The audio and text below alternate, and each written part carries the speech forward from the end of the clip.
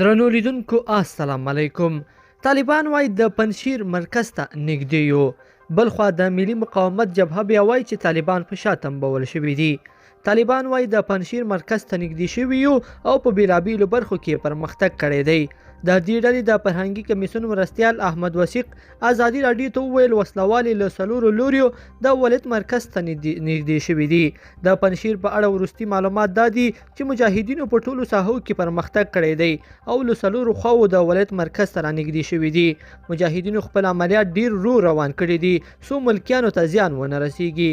د طالبانو د لوړپوړي چارواکي کیسه هم وایي چمتو دي چې هلته روانه شخړه د خبرو په وسیله پای ته ورسوي، خو ټینګار کوي چې ډیر ژر به دا ولایت ونیسي.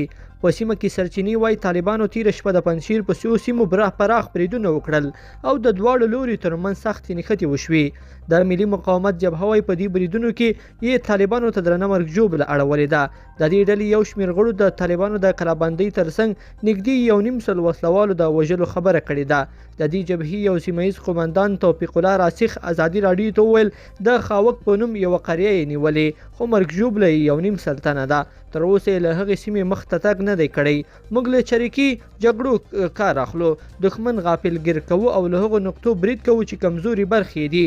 انشاءالله د خپلو درنو او سپکو وسلو په وسیله جګړې ته دوام ورکوو. خو د طالبانو د فرهنګي کمیسیون مرستیال احمد وثیق دا د دوی ضد تبلیغات ګڼي او وایي له پنجشیر په ګڼ شمېر هغه کسان چې له دوی سره یې جګړه کوله تښتېدلي دي.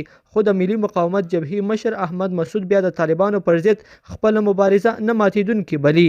ښاغلي مسعود په خپل رسمي فیسبوک پاڼه لیکلي هیڅکله به د ازادۍ او عدالت لپاره له خپلې پیل کړې مبارزې لاس په سر نشي. هغه زیاتوي ماتې یوازې هغه مهال شونې دي چې له خپلې مبارزې لاس واخلي او ستړی شي. خو د هغه په خبره زموږ خلک هیڅکله نه ستړي کیږي او یو آباد خپلواک او آزاد افغانستان د جوړېدو پورې به مبارزه روانوي. لیدونکو په دې هیله چې دا مطلب به مو تر پایه لیدلی وي. که مو دا ویډیو خوښه شوې ویډیو لایک کړئ او چینل سبسکرایب کړئ. تر بیا ښه وخت.